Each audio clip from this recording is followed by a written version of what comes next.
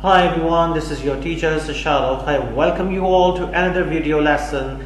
This video lesson is going to be about parts of speech. Formerly, I conducted two video lessons that were also about the same topic, parts of speech. In those two video lessons, I talked about nouns, pronouns, verbs, adverbs, and there were some other things that I did talk about. In today's video lesson, I'm going to focus on the words that we use to connect words and sentences in English language. Can you make a guess? What types of words in English language help us connect words and sentences together? We have two types of words in English language that helps us connect words and sentences together. And those two types of words are prepositions and conjunctions. Today, in this video lesson, we are going to talk about prepositions and conjunctions in detail. Let's begin with prepositions. Do you know what prepositions are? Let me tell you. A preposition relates a noun or pronoun to another part of the sentence. It produces a relation between parts of a sentence. Let's see what prepositions we have in English language. There are a few examples we have on the screen. In, for, by, from, with, to, blow, through. These are a few prepositions that we use in our sentences to produce a link between two parts of a sentence. Let's see how we use these prepositions in our sentences and how they actually help us produce a link or a relation in different parts of a sentence. Let me share with you a very important fact regarding prepositions. Prepositions are always followed by a noun or a pronoun. Most often a noun. That combination of words is called a prepositional phrase. For example, in the playground. Playground is a noun which is being followed by a preposition in. In the market. Again, market is a noun and it is being followed by a preposition in. Under the table. Again, table is a noun and it is also being followed by a preposition. So when there is a noun following a preposition, it makes a prepositional phrase. Let me show you a few more examples related to the same concept. Some examples of prepositional phrases. In my house. For my sister. By William Shakespeare. From New York, with my father-in-law, to Chicago, below the equator. These are a few examples where you can clearly see that nouns are following prepositions. And this is how we make or we construct prepositional phrases in our sentences. Dear all, there is one more thing that I would like to share with you regarding prepositions. Some prepositions consist of more than one word. For example, according to. According to the doctors, we should not smoke. Because of. Because of this natural calamity, people are badly suffering from number of chronic diseases. In front of, instead of, prior to. These are all examples of the prepositions that take more than one word. A few more examples about the same thing. According to the weatherman, because of today's rain, in front of the hotel, Instead of dinner, let's have breakfast in the morning. Prior to bedtime, remember to brush your teeth. So these are all examples of the prepositions that take more than one word. Having talked about what prepositions are, how to use them in our sentences, it's time to talk about another type of word that we use to connect words together, conjunctions. There are two basic types of conjunctions we have in English language: coordinating conjunctions and subordinating conjunctions. In the first place, we are going to talk about what coordinating conjunctions are, how to use them in our sentences, and how to connect our sentences by using these conjunctions. We are going to talk about all of these things together. What coordinating conjunctions are? A coordinating conjunction connects words, phrases, or even clauses. So we need to keep it in our mind. It does not just connect the words, it connects phrases or even the clauses in our sentences. So let's see how to use these subordinating conjunctions to produce links in our sentences.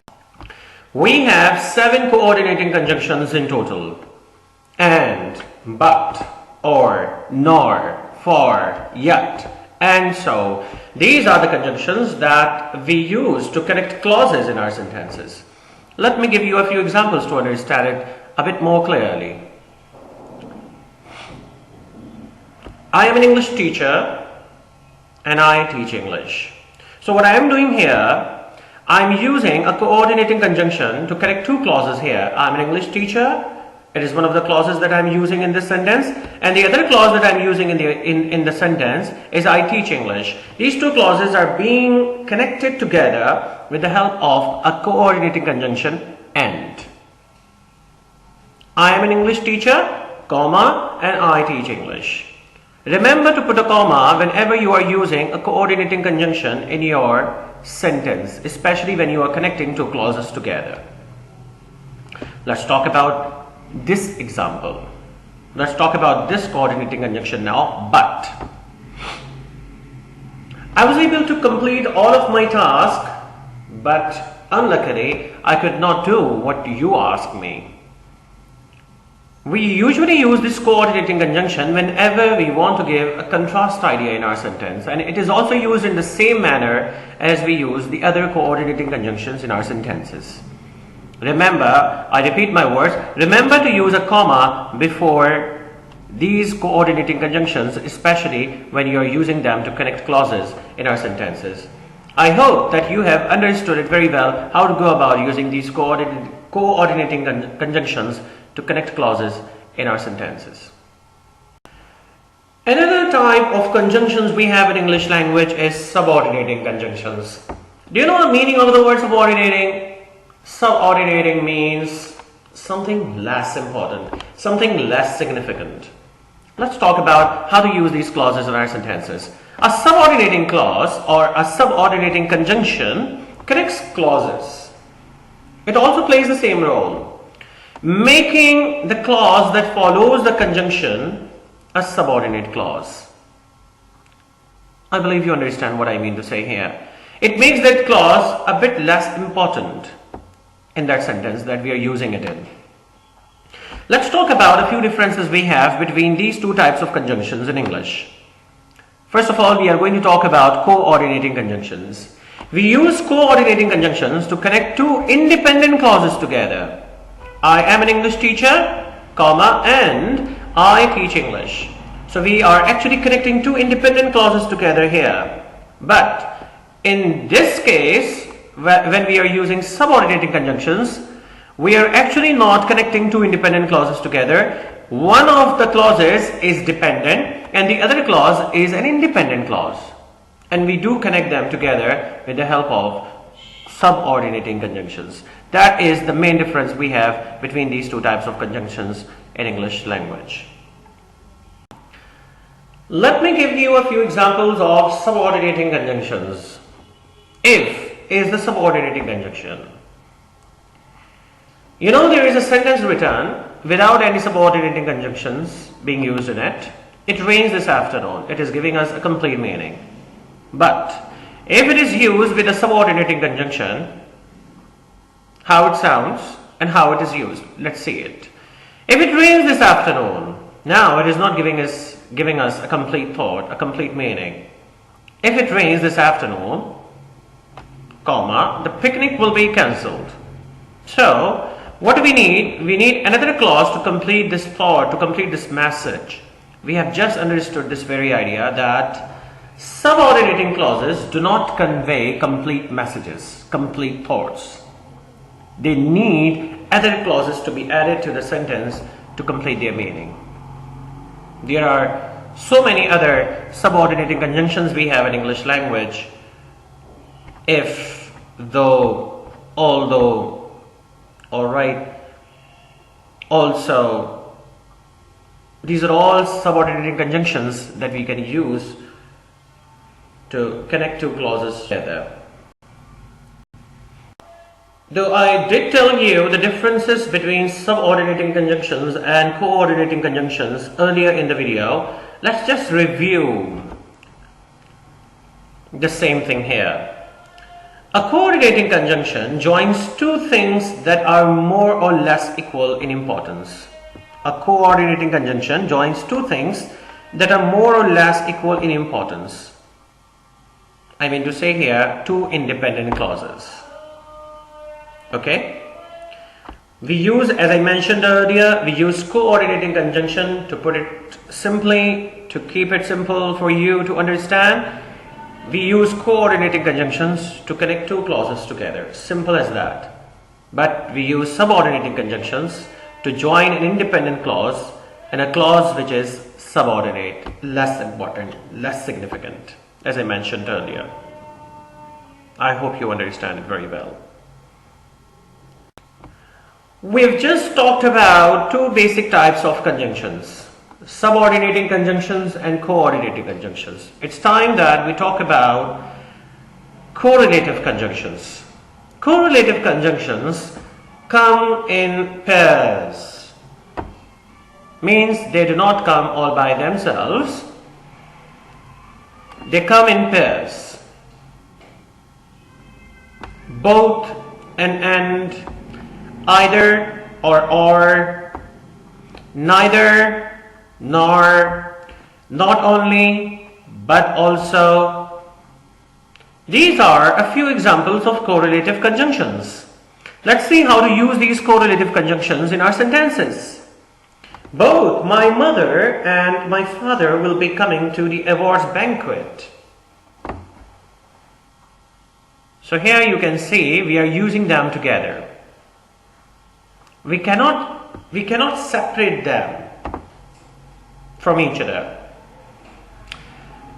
Either you took my wallet or your brother took it away to his house. Neither did you do your job nor you completed your task. So you can see how I am using these correlative conjunctions in my sentences. This is how you are supposed to do as well.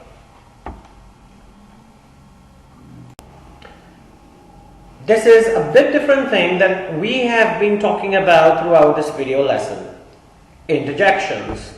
An interjection expresses a strong feeling or emotion and is not grammatically connected to the rest of the sentence.